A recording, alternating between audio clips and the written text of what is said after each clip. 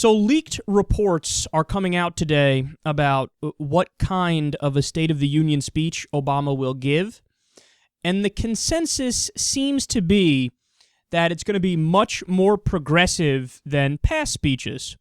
So that's definitely a good thing, but at the same time, don't be fooled, because he's probably doing this to set up the 2016 presidential race and try and get the base fired up.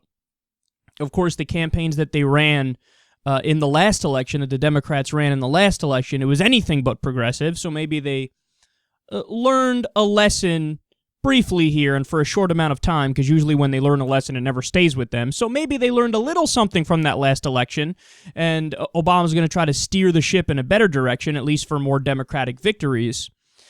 And in my opinion, I think it's partly because Obama's actually more progressive and he's more aggressive in his second term so far. But I also think that there's a lot of politics that goes into it as well. So he's not just going to give a more progressive speech for policy in and of itself. He's also doing it for politics. So there's a little bit of both mixed in there. But what advice would I give Obama for tonight if he was crafting, if I was crafting his speech, or if I was a close advisor of his? It's a comical thought exercise anyway, but nonetheless, I would break it down in a very simple way and in a very strong way. Now, again, we don't know exactly what he's going to say, but all the leaks suggest that it's going to be more progressive than usual. Perhaps you guys will not be surprised to learn I would go full court press with progressive. So what I would do is I would start with, I'd break it down into three different categories. What we will do, meaning what myself and the Democrats are going to push for. So category number one is what we will do. Category number two is what we did. And then category number three is very, very broad and very generalized and very vague in the sense that it's what my job is as president. So break it down into these three categories, and then you go through it, and you go through it with some brass knuckles on, and you start swinging. Okay, so you start off with the minimum wage. You come out and you make it very clear. The Democratic Party is 100% across the board in favor of minimum wage increases. The Republicans have been blocking it. That is a fact. And 80% of the American people want to raise the minimum wage. So in essence, the Republican Party has held up their middle finger to 80% of the American people, including a majority of their own party. The rank-and-file Republicans also want to raise the minimum wage. So I pledge to you that I will stop at nothing until we get that done. So that's, you come out the gate with that. You come out the gate with a strong tone, and you let everybody know that you're not messing around and you're serious about this stuff. Then you move on to ending the wars. Now, of course, I don't think he's going to do this because, if anything, he's shown that his policies are going in the opposite direction. We're, of course, back in Iraq and nobody noticed. We're also in Syria in the sense that we're doing airstrikes in Syria. So we're currently in Afghanistan, Iraq, Syria, and we're still doing drone strikes in Pakistan and Somalia and Yemen. So we're involved in 6 different places overseas, never mind when you count up all of our military bases and how many there are in that respect, never mind when you take into account that 57% of our discretionary spending for the federal budget goes towards military spending. So I doubt he's going to go down this road. But if he really wanted to be progressive and if he really cared about implementing these policies, what I would do if I was him is I would stand up and say, here's what we know as a matter of fact. The policies that we've been doing overseas, particularly in the Middle East for the past 13 plus years, they have not worked. In fact, they have made the problem worse. So how about we don't do what falls in line with the old definition of insanity, repeating the same thing, expecting a different result. How about we try the exact opposite? How about we try this thing called non-interventionism, minding our business, getting out of all the places where we are breeding further hatred for the United States of America. And let's do this thing called national defense. And when I say defense, I actually mean defense. Not the fake defense where we say we do defense, but we end up doing offense. I'm talking about real defense. I'm talking about just protecting the nation, and that's it. That's what our foreign policy is based off of. So I would come out and I would say that. I wouldn't hold my breath for that one. There's a chance he'll do the minimum wage thing. He probably won't do the end the wars thing. Then the next thing I would move on to is gay marriage. Now, at the end, I'll tell you why I'm picking all these specific issues, because there's a lot of issues to pick from, but there's a reason why I'm picking all these specific issues. On the issue of gay marriage, I would say, as of today, the polls indicate that 59% of the American people are in favor of gay marriage. This is an issue that is a civil rights issue. It's about treating people equally under the law, and in my opinion, is unconstitutional to not have gay marriage in every single state. So we will stop at nothing. Us Democrats will stop at nothing until we get the proper policy in place. We are on the right side of history. The Republicans are on the wrong side of history, period. Come out swinging on that. And then you move on to, again, I don't think he's going to do this one, but decriminalizing drugs. You say, we have a new Jim Crow in the United States of America, and it is the drug war. We have disproportionately locked up young minority men, and we jail more people in America than any other modern industrial nation by far. In fact, it's any other nation, period. So this is a problem.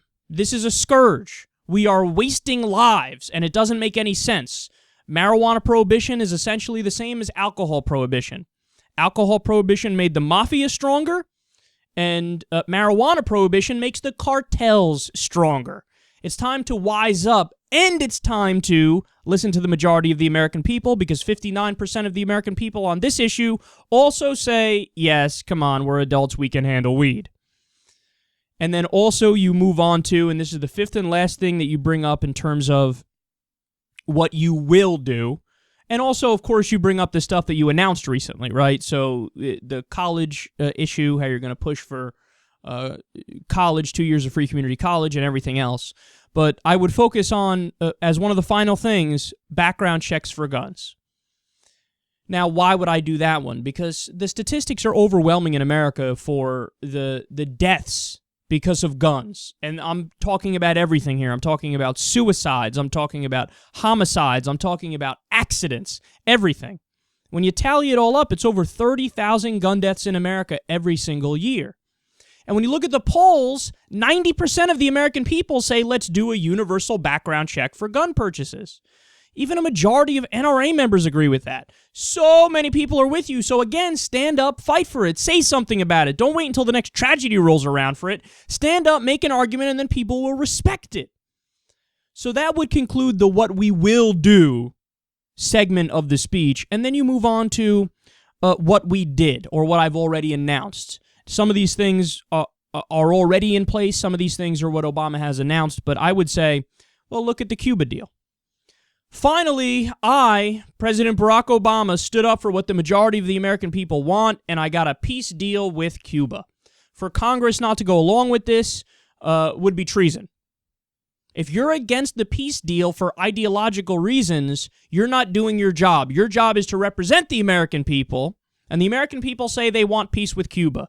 It's silly to still have a policy in place that was there in the 1960s. So that's what you say on that. Then you move on to the United States worked out a temporary peace deal with Iran, and we're on the verge of getting a permanent peace deal with Iran. We were able to do something that previous administrations were unable to do, and we're happy that we're finally moving towards peace with them as well. And then you brag about the economy, talk about how over 10 million private sector jobs have been created, talk about how the deficit has fallen, talk about how unemployment is now basically almost half of what it was when you took office, and how you're so much better than George W. Bush. Talk about it, brag about it. Then talk about Obamacare, how you've cut the growth in prices for health insurance and for health care. When you look at the numbers, Obamacare has basically flatlined the cost of health care in America, which is something that, if it wasn't in place, that wouldn't have happened. It would have continued to rise in a way that's flat out unsustainable. Now, again, this is not all the way. This is not the best policy. You guys know I believe in a Medicare for all system, a single-payer system. But if I was Obama, I would brag about the good things that Obamacare has done, and I would make sure everybody knows about them. And then finally, the last thing that you do is you mention, very simply, what your job is, and you remind the American people.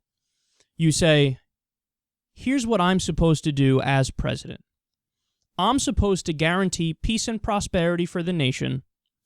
I'm supposed to protect the Constitution of the United States of America. And perhaps most importantly, I'm supposed to implement the will of the people. And then, after you say that, you list off all the different issues, which is basically all of them, where the American people are progressive. And you say, very simply put, we represent the American people better than the Republicans do.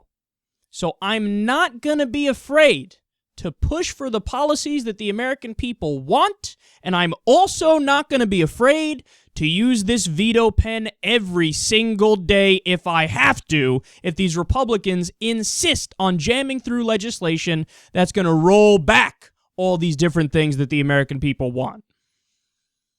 That's how you do your speech. That's how you will, by the way, increase your approval rating, and that's how you'll win the American people back on your side.